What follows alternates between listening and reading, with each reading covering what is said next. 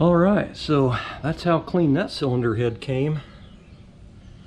I actually thought the degreaser, since it was so black with, you know, so much grease and oil in that stuff, I just thought it wasn't cleaning much, and then I pulled this out and I sprayed it off with my hose, and that's how clean it came. I'm kind of amazed. That is nice clean metal right there. So I was getting ready to put the cylinder head in, and then I decided to go ahead and put the intake manifold in because the bottom of it, you know, is just coked up. So I laid it in the bottom of the degreaser, so I'll pull it out tomorrow, rinse it off, and then place that cylinder head in there and get it started. So I'll show you, this is after. I'm doing it backwards.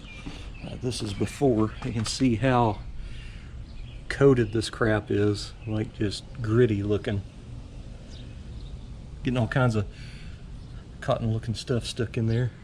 Look at all the sludge down in that. See that? So before and after Purple Power that is so used up I didn't think it would be any good, and it ended up being awesome. Well, I learned a lesson the hard way here. So I put my intake for the truck down in the big tote full of Purple Power and left it overnight, and I come out this morning and I pulled it out and it had white corrosion everywhere. I don't know if it was trying to eat up the aluminum or whatever. It kind of made the stuff, it had like froth around the top of it, white looking froth.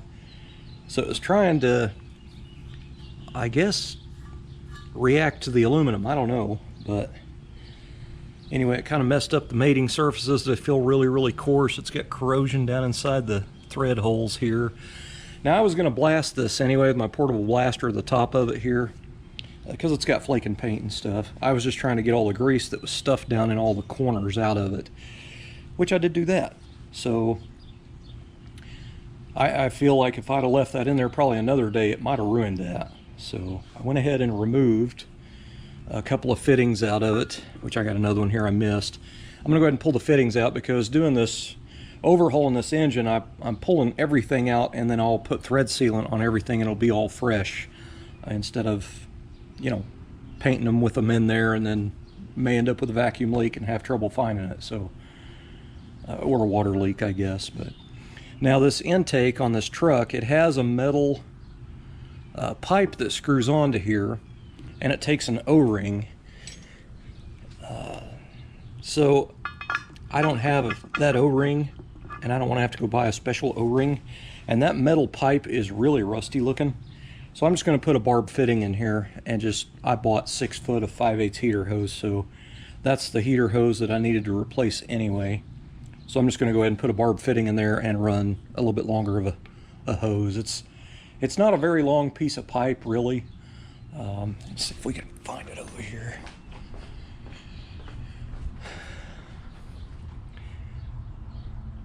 Right here. So this is the little setup it had, and basically what it does is it gets it around the back of the valve cover, so the hose is not laying over the valve cover. So I don't really mind, but I guess it's not bad rusty, but it's just one of the deals. I just don't want to mess with it. I would rather just put a hose on it and a barb fitting and be done with it. I don't mind it going over the valve cover a little bit. I'll leave it a little long, so if I do have to pull the valve cover, I can just lift up the hose, you know, or just pull the valve cover up and let it hit the hose and then get it out. I won't have it on there so short that it's tight on top of the valve cover and I can't get the valve cover off, if you know what I'm saying.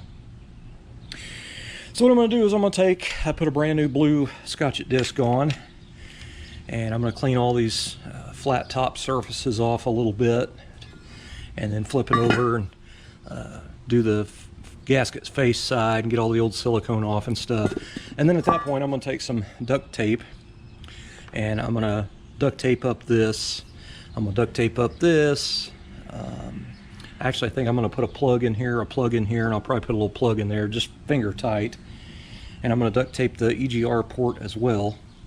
And that way, when I blast it, I don't get media down inside the intake that might get a little piece or two stuck somewhere and it make its way through the engine. So I'm going to tape off all of the bottom side where the intake goes on the side too. So just trying to, you know, be cautious. I don't want to have a mess. But so I went to Tractor Supply a while ago. They have been out, but they finally restocked their Black Diamond coal slag, which is fine. And it's like I think it's like 11 bucks a bag or something. I've got one of the little portable roll around blasters, but it'll be perfect to blast this intake and clean it up real good. So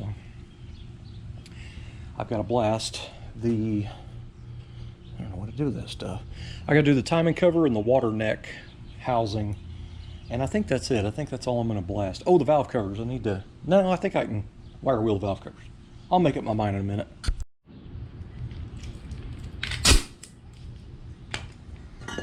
So I like using the blue Scotch. It's on aluminum because it's not as harsh as like the red or brown colored ones.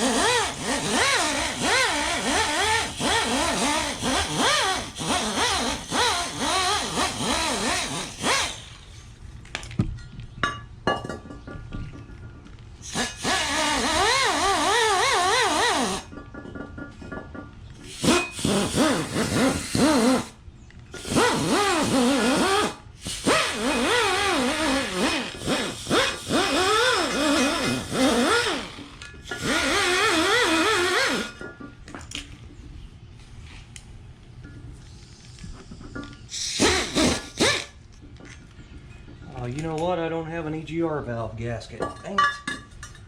I'll have to buy one of them. There'll be many more things I forget. I know I will.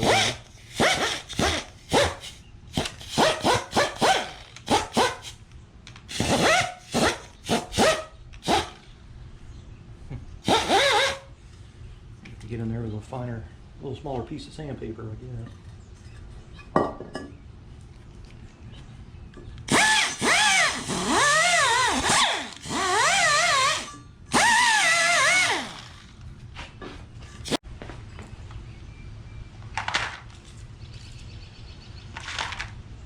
Use some of these old crappy ones so I don't ruin some of my chrome or stainless ones.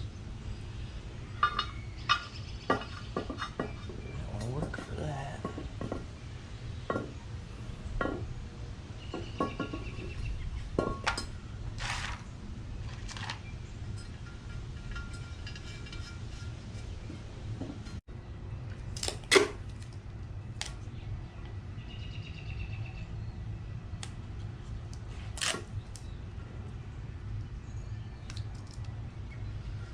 The thing about duct tape on this, duct tape and stuff, when you're blasting it, my little portable blaster won't hurt that duct tape. It like bounces off of it like grease.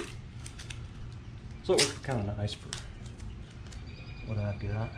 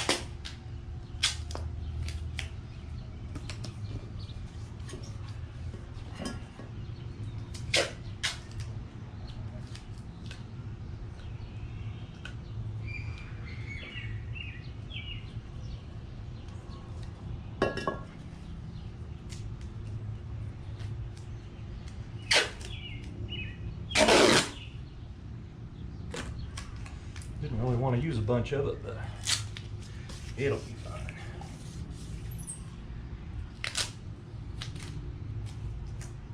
A little faster, I guess.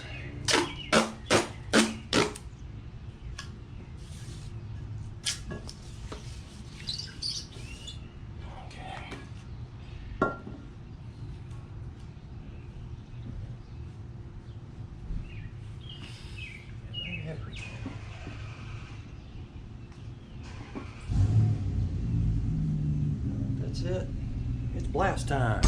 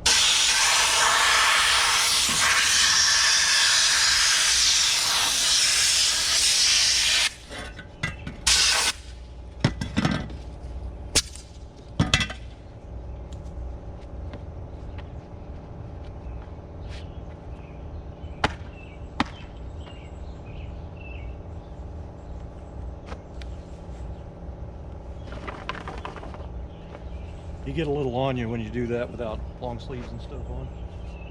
Just so you know.